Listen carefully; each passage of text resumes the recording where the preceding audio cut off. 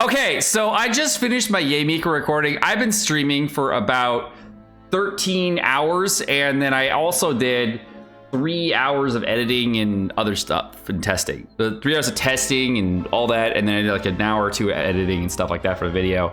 And now we're gonna do what I really wanted to do. We're gonna play Ningguang, because I really want to play Ningguang.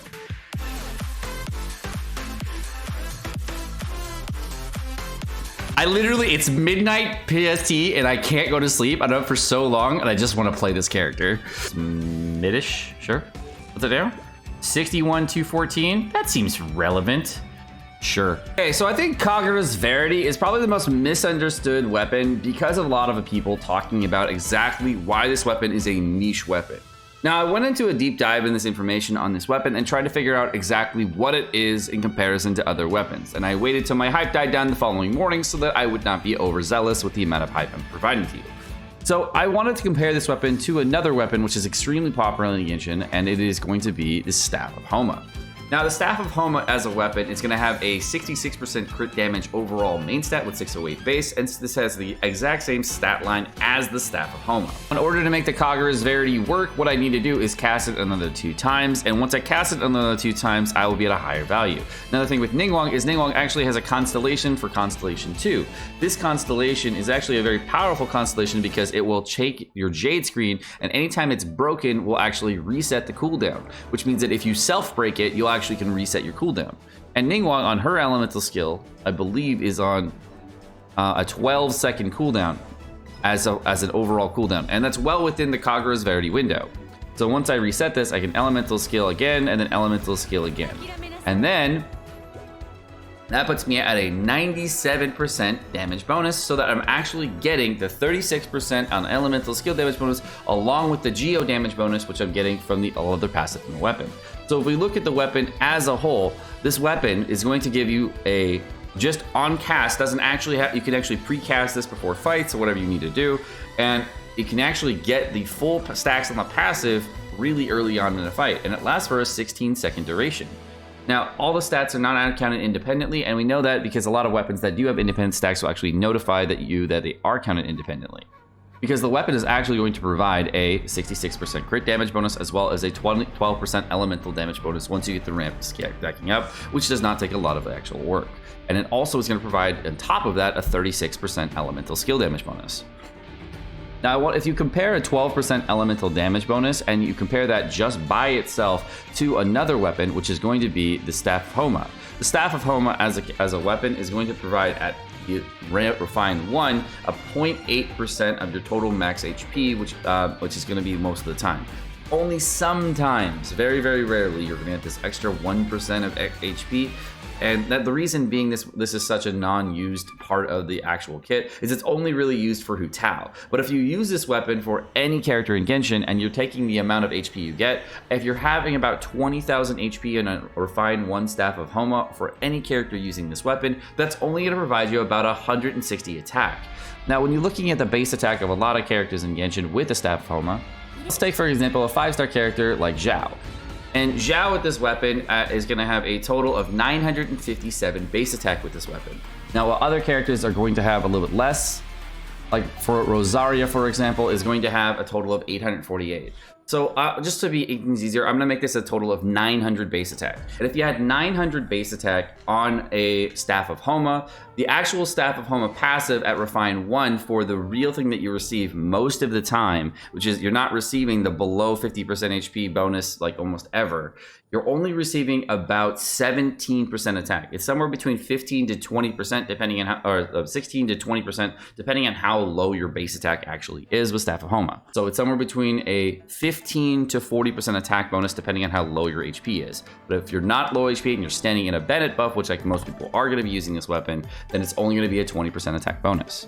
So if you're comparing that to a weapon like the Kagura's Verity, the Kagura's Verity as a weapon is just gonna, if you compare the idea of a 12% all elemental damage bonus plus the same stats there on the overall passive before we even add on the 36% elemental skill damage, you're comparing basically 20% attack to 12% elemental skill damage for the vast majority of team compositions. The main outlier, of course, being a Zhao that you can actually utilize a little bit more of this passive, getting about a 40% attack boost from this weapon, because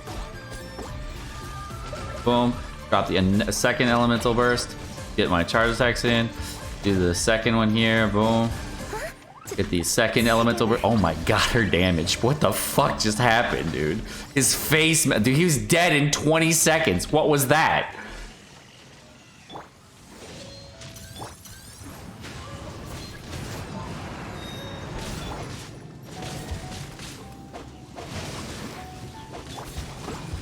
Okay, there's the Klee. Okay. Elemental burst on Klee, and then now we just... what the elemental skill, elemental burst, elemental skill, boom, da boom. Okay, we're gonna go da boom, da boom, da, and then we're gonna go auto, elemental burst. Okay, wait for this one, boom, elemental skill. And then we're just gonna go nuclear missile. Oh my god, love this damage. It's so fucking broken. Da da da da da da. Oh, elemental skill, swirl, elemental skill, boom. Okay, one of these into this, this. Okay, this. Okay.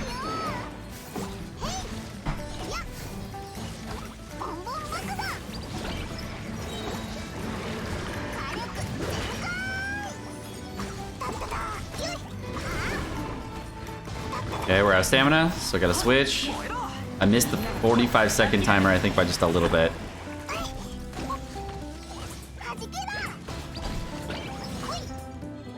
Okay, the bombs here.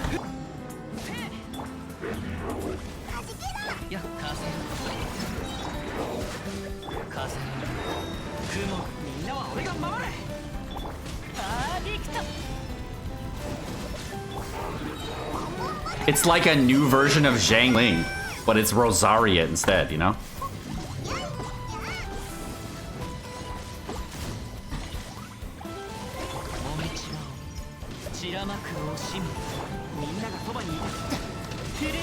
Rosaria Ling, dude. Okay, where you at? Come here, dude. Play with me.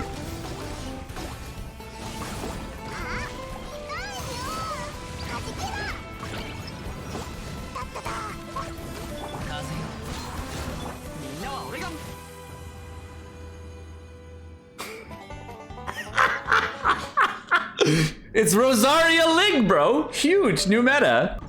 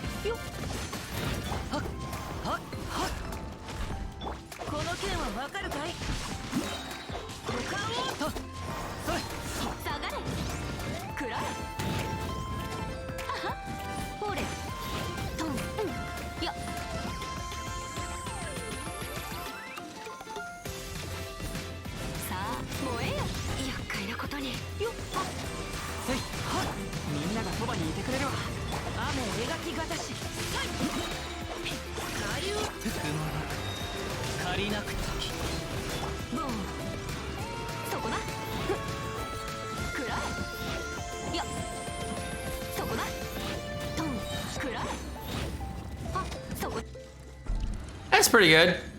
Yeah? That's not bad. Yeah, that's not bad. Not great. Definitely not better than Klee, but definitely good. You know, not bad. You didn't? Yeah, that's it. Great. Alright, so we're gonna go with 1, 2. Okay, and then we're gonna go 3.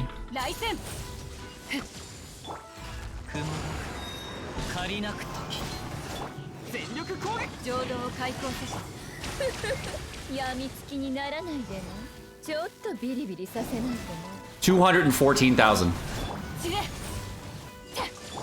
Nice.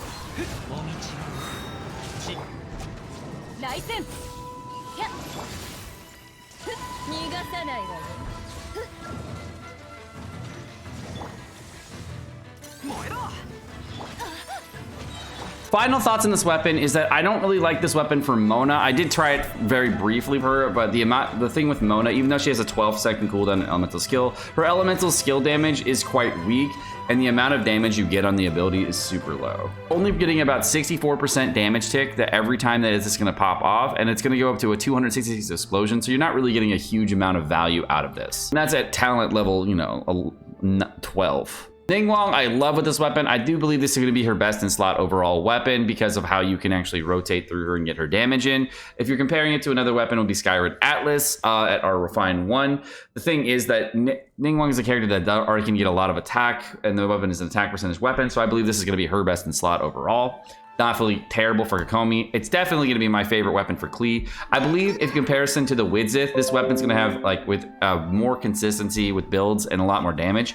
And the thing with Klee that I found to be nice is even though Klee has a 20-second cooldown on her elemental skill, you can actually cast the elemental skill twice. And because you're casting it once and the ability has a 16-second window, as long as you're casting within that 16-second window, the cooldown's still ticking in the background and you can recast it within that to get the 3-stack up. And because it's a crit damage weapon and Klee's able to get a lot more damage on it, she actually does quite well with it. Plus, when she holds it, it looks like she's holding a Christmas tree, and I love that. Sucrose, you can build a crit build if you like to. Lisa, I was not a fan of this weapon because of how the cooldown kind of worked with her. Yay, Miko, obviously, is going to be great. And of course, Yanfei, it did work well, and I think it is Yanfei's new best in slot weapon. So if you are a Yanfei main and you like Yanfei, yes, it is probably her best in slot weapon. I will have to do more testing against other weapons later on, but this is just the initial showcase to give you an idea of what the weapon. All right, guys, well, that's going to be this for the video. My name is I'm going to go to sleep.